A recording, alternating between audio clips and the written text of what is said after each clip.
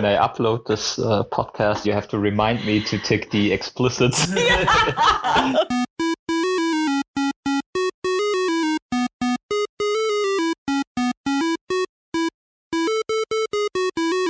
This is Open Indie, another special episode now over the Christmas holidays because everybody is away or busy with family stuff. So us Open Indies, me, Sarah and Eve, we thought we'd do another special episode where we talk about our favorite indie games we played this year.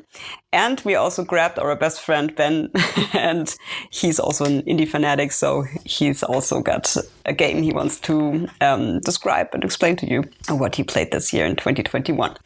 So guys, who wants to start? I think I'll start. Okay. This is Eve. Nice to talk to you. Usually only hear Sarah.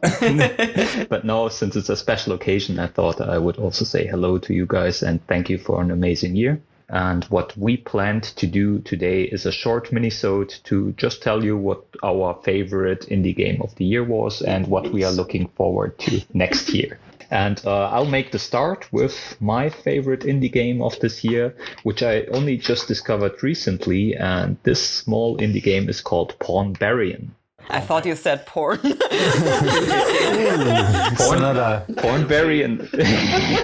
Pornbarian I discovered a few years back. Pawn like the chess pawn, and Barian like the barbarian. And this describes the gameplay also quite nice because it's the best way I can describe it is like action chess. So you imagine a small chessboard. You have the titular Pornbarian that you can move like a chess piece. And the clue on this game is that you can only move your character, this Pornbarian, with the cards that you were dealt. So basically, you have 3 or 4 cards that you can use, which represents usual chess pieces like the rook or the pawn. And this, depending on which card you play, your Pornbarian can make this move. And the goal of Pornbarian is to defeat a number of enemies that are also on the smaller chessboard. And to do this, you have to follow the rules that also apply to chess in some way. And the twist to this game is that you can power up your Pornbarian. So basically, between the levels that you have to complete, you get to pick some new cards, which also allow your Pornbarian to move in different directions and apply some buffs or some special attacks that you can use. So you can also attack diagonally or vertically or whatever. And with progressing level difficulty, the enemies also become also tougher, of course, and they sometimes have special abilities. So some enemies you can't attack while you're standing right next to them, so you have to attack them from afar, which you can only do with chess pieces like the rook or something like this. And it's a small little action chess game, as I mentioned before. So it's not really a traditional chess game, but chess with some twists. Exactly. So okay. You can say it's action chess or chess light, I would say. So okay. It's easy to drop in and drop out. So it's a perfect game for in between. So if you just want to solve a small puzzle, the game is quite nice. I like the style of it. It has a really nice looking graphic style. And what also impressed me was that the game was developed by one guy. He had a previous version of it on itch.io online for a few years back. And now this year, I think he made it into a full game. The guy is called Jan Wojtecki. I think he's a Polish indie developer. And strong recommendation from my side. Would you recommend it also for people who don't like chess as much? Because I'm not a chess player at all. You think I would like it? I think you could enjoy it. So even if you don't play chess, I think it's a nice start into chess. I like chess, but I don't play very good. I'm not a very good player, but it's definitely something. If you like chess, I think you will definitely enjoy it. But even if you don't like chess, it's easy to pick up and to learn because the game is very accessible and the chessboard is not like this huge board that you know from traditional chess, but it's a shrunk down version of chess. Okay. With a nice twist. And it gets bonus points for the name and the title screen, which is quite cool. So, you have to look it up. I think you will enjoy it. Yeah, I look into it, definitely. So a high coolness factor. Yes, exactly. Definitely. So Ben, what's yours? I want to talk about the game Phantom Doctrine. It's a game kind of XCOM. So turn-based strategy game where your agents roam around an area and you have to kill all the enemies. But the refreshing thing about Phantom Doctrine, it's based in the Cold War scenario. And you can play either on the USA side or on Motherland Russia. Okay. And you have an agent organization and you have to fulfill the goals from your side. They depend on which side you play, they differ a little bit. And then you have the abilities on the map to sneak around and not only shoot the guys, you can also stealth kill them, and then it's more a bit easier because if no one notices you're there, you can much more easier nick all the secrets of the enemy. And then you have to collect some data and so on, which you then can, when you're back at your base, analyze and then find new clues.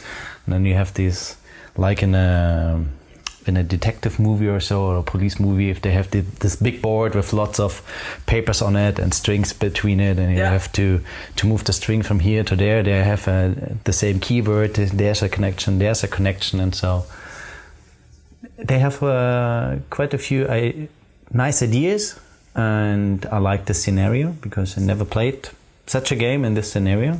Would you say it is similar? Is very much similar to XCOM, or it's still something different? From the gameplay, it's pretty similar. With all these cool and new ideas they have, I'm happy if they would do a Phantom Doctrine 2, if they have a little bit more time and money to finish them perfectly. Now I think I may be half through the game and it's getting repetitive. I'm starting to see all the locations a second or third time. If I have some missions or so where I have to go, in which warehouse or office building, and then, I recognize this building and so on. Therefore, I hope they do a next one with a little bit more time and money for a little more in-depth for all these cool features they have. So, but if I enjoyed XCOM, I could also enjoy this one. I enjoyed XCOM and I enjoyed this game too. It's similar basically when you think about XCOM 1, the remake, and this XCOM 2, it was also scaled up quite a lot. So, and XCOM 2 I've played quite a lot. So Phantom Doctrine, is it on Steam? It is on Steam, but if just one, if you liked shooting everything down, in Phantom Doctrine I find it pretty hard to shoot everything down because reinforcements are arriving soon if you start shooting, and they will keep coming. Well, it's hard. I like sneaking. So you can stealth your way through. Yes. Yeah, that's good. But you have to be pretty cautious with it. Yeah. Okay. Can you save and reload? No, I never did it. No, I did so much save games it slowed down the game. Nice. It's pretty funny to see when can I sneak up in a turn-based game, to see when can I hit him from behind on the head and then drag him away somewhere. I put a lot of hours so far with this game, and I want to continue. Sounds great. Sarah. Yes. And your game? So my favorite game from 2021, which has also been released this year, is Road 96. I remember that one. Did we interview the animator? Yes, we did. We interviewed Alicia, the 3D animator from the development studio Digits Art from France. We had them on one of our podcast episodes. And in preparation for the interview, I looked into this game and I liked it really much. And after the interview, I kept going and I played it till the end. And I don't know, I spent a few days playing it, which doesn't sound a lot out, but I put many hours into it each day. It's amazing. It's like this road trip story adventure. You don't do a lot. You have some dialogue options you have to choose, and you've got to choose your own way, your own road trip. And there are also some small puzzles you can do, some mini games. And yeah, it's not a huge gameplay, but it's really, really cool. The story is great and the characters are amazing. The overall story is that you play as a teenager and in a fictional country, which looks a bit like the United States, like from the landscape. And also there's this political situation where there's this presidential election coming up with like this really tyrant candidate, like this radical one, and this more moderate candidate you can vote for. And the teenagers in this country, they're unhappy and they want to leave. And that's where your story begins. So you leave home and you want to reach the border and say goodbye to your country. And on your way, you meet several characters. Like you've got these encounters and you don't know what will happen in each one. Like there's one encounter, for instance, where you meet this bank robber couple. Like it's not a couple, but they're two guys, and they're dressed really weird. You think more of SM couple than bank robbers. When I upload this podcast, you have to remember me, or you have to remind me to tick the explicit. But no, we could get some trouble. No, but they're dressed really funny. Okay.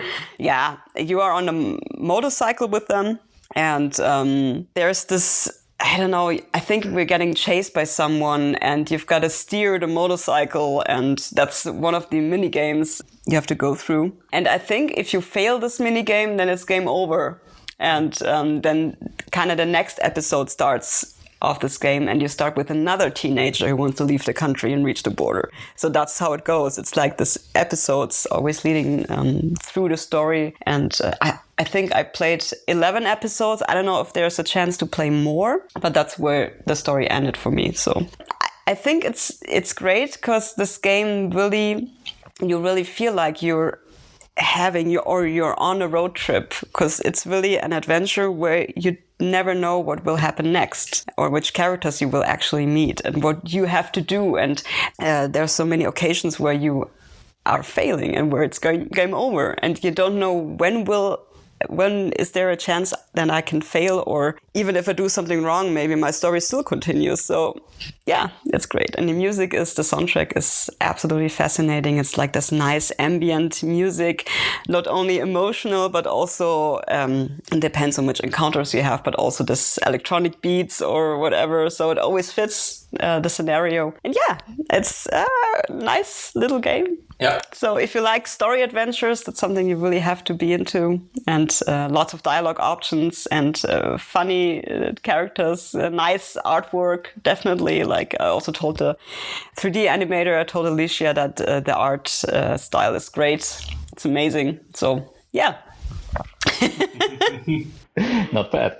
Yeah, I also played, when we prepared for the podcast, I also played one or two teenagers, I think, didn't make it over the border so far. If I hadn't discovered Barbarian, I think this would also be a close contender for my game of the year as well. Because as you said, the soundtrack is phenomenal, and also the gameplay itself. I like Life is Strange 1, but only the first one. Only the first one, yes. Yeah, the other ones were, in my opinion, complete crap. Totally. But this one was gave me again this vibe from Life is Strange.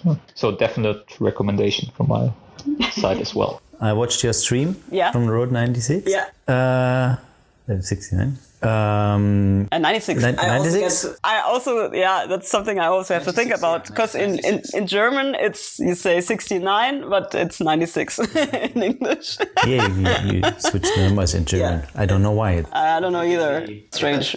Either way. I watched your stream about the game, and it looks really interesting. So you have these teenagers, and everyone can get a different story, and you have to let him survive, not die on the urge to flee the country. And that's definitely the next game after I finished Phantom Doctrine. Cool. I want to play. Yeah, I can really, really recommend it. It's a great game.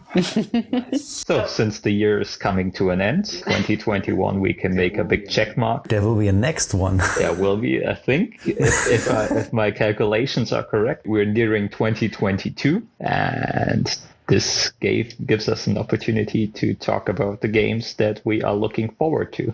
Then I start because I have the most expected one, or the biggest one of us, I think. Because I'm really looking forward for Darkest Dungeon 2. Yeah. So you like pain. Yes. And suffering. A lot. I was surprised, isn't it already in early access? It is in early access, okay, cool. But I didn't play it so far. Yeah. I just watched a video, and so far it looks pretty good. It seems it didn't lose its vibe from the first one, but it gets progression, so it's don't want to say it's not that hard or unforgiving. It's still hard and unforgiving, but it seems to have a little bit another pacing. So you're not running in the dungeon. It's okay. Oh, everyone is dead. Exactly. Yeah, I also saw that there's a second one coming. It was pleasantly surprised, but I'm still too frustrated from the first one to think about the second one, because as you described in the first one, it was like, okay, it goes great, and then it goes, okay, since we're already explicit, it completely goes to shit. In seconds, completely to shit, so you can restart. Yeah, and you're done. And then after you restart 5 times or what, I didn't get the patience to do it again. But yeah, Darkest Dungeon 2, I'm also, I think in 2023 or 4 when I finally finished the first one.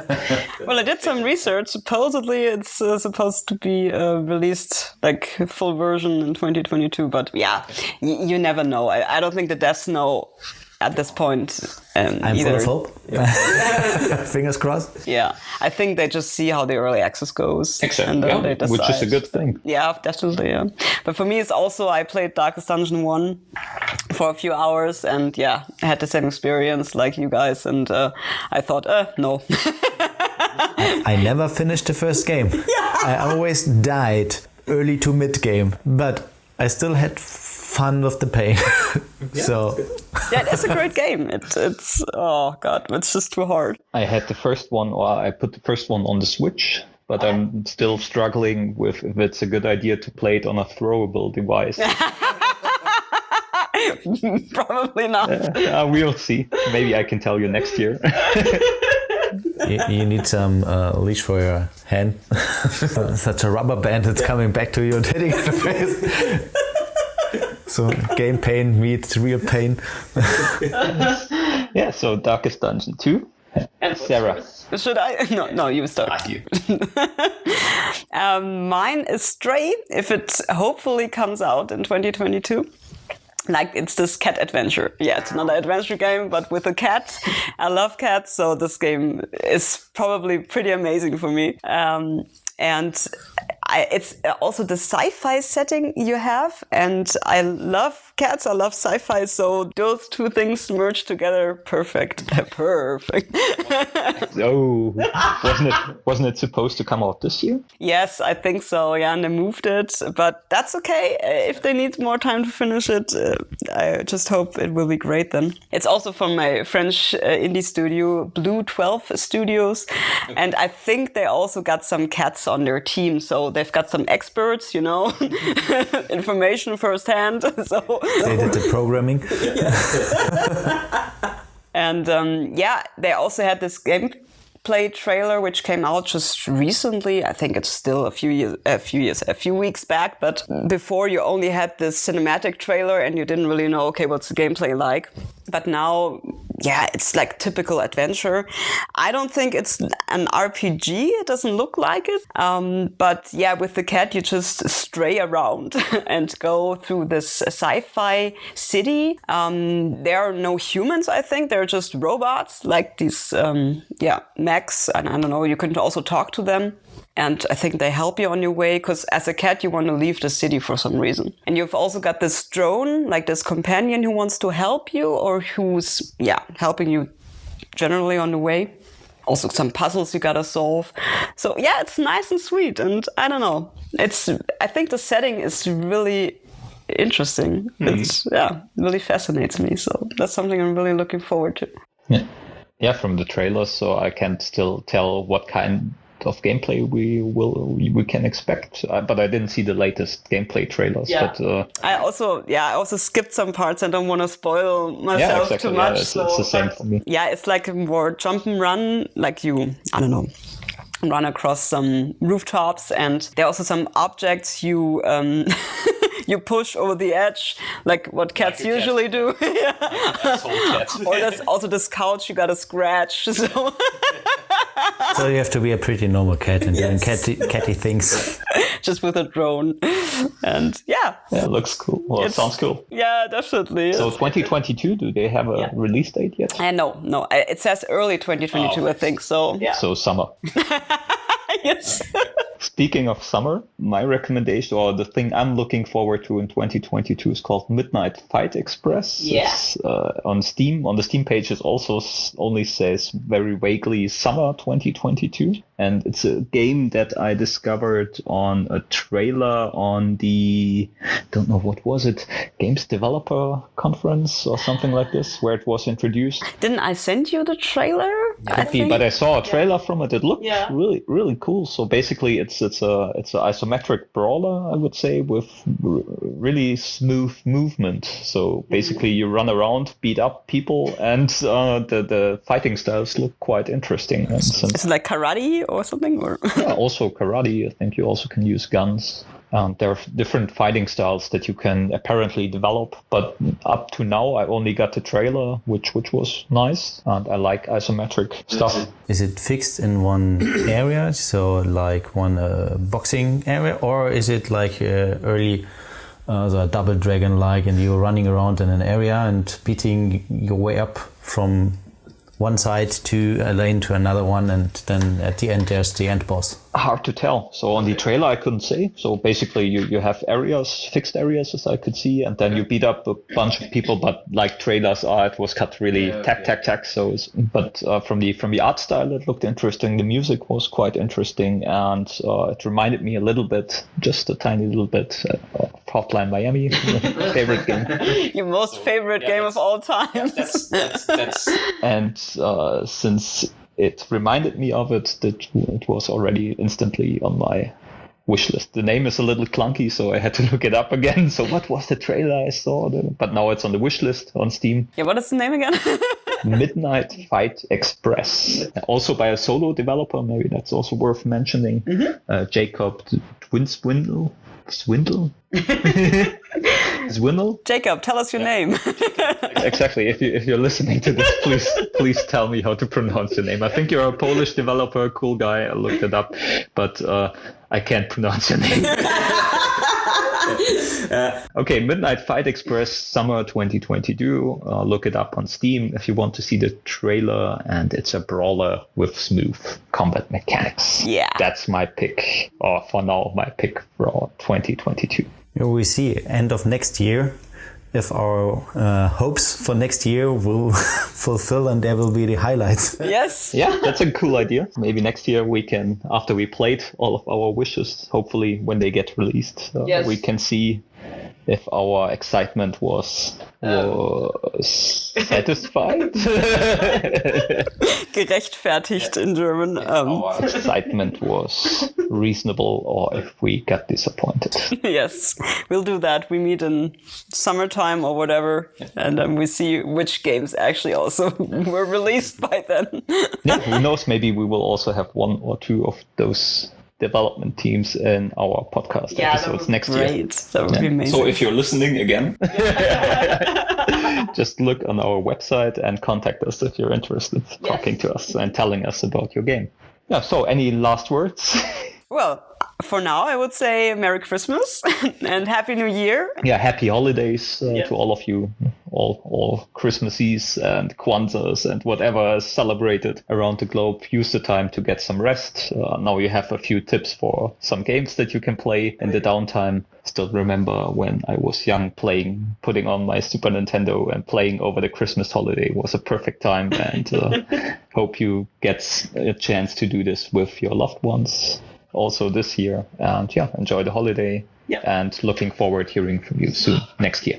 Exactly. Yeah. See you next year. And thanks, Ben, for being here. Yeah. Always a pleasure. Thank you. Yeah. Now get out. Hey, that's my couch. Bye. Bye. Bye.